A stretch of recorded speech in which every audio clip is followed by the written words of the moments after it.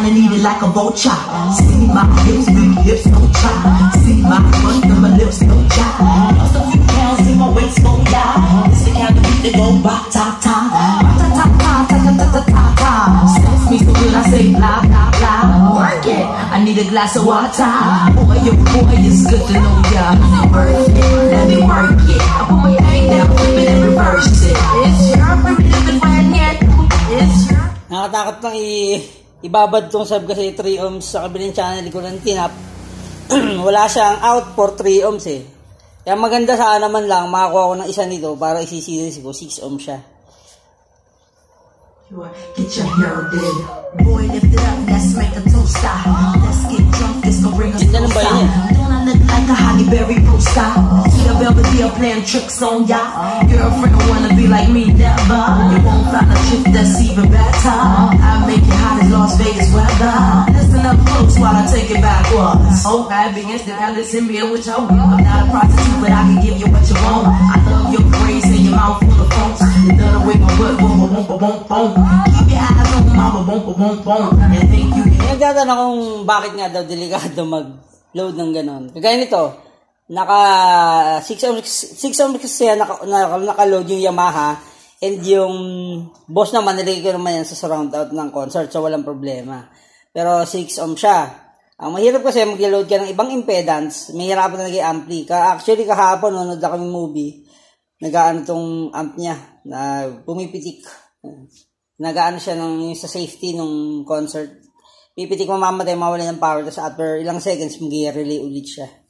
Kaya yun ang delicate stone. Pero maganda sana yung tunog. Ain't no shame, ladies, do your thing. Just make sure you ahead of the game.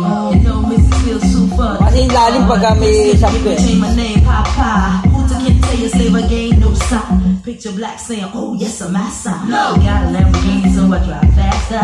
Just to make your haters even freaking madder. Kasi yun nga kasi nakatap lang doon sa kabilang speaker yan. Hindi talaga advisable. Maganda i-direct ako mamaya doon sa kabila. Sa channel A itong concert. Give you some of this cinnamon. Worth it, let me work it. I put my thing down, flip it and reverse it. It's your primitive when yet. It's your primitive when yet. If you got a big, let me search it. If I know how hard I gotta work, yeah. It's your primitive when yet. It's your primitive when yet.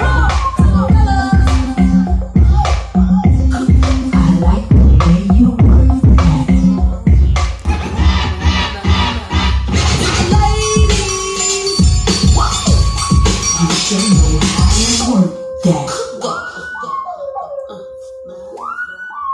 So natanda natin mga bossing, once na nag-load tayo ng impedance sa ating mga amplifier, be sure, nakakaya ng amp yun. Halimbawa, may between 4 to 16 ohms, kaya niyang i-handle, walang problema. Between 3 to etc. or higher ohms, kaya niyang i-drive. Kasi walang problema sa wattage. Halimbawa, salpakan niyo na napakataas na wattage yung speaker niyo, hindi masisira kasi hindi naman niya kayang itulak yung speaker na yun. Kahit i-overload niya sa pare-pares ng ohms ang problema, hindi niya mabubuga ng maayos. Yun lang. Pero pagka iba-ibang impedance, alam mo, nakalagay, may nakalagay ng 4, may nakalagay ng 3, tapos itatap mo sa lahat ng channel niya, that is not really recommendable. Talagang pipitik ang ampli niyo ng mga bossing. So, ano pang gagawin natin? Let's rock and roll.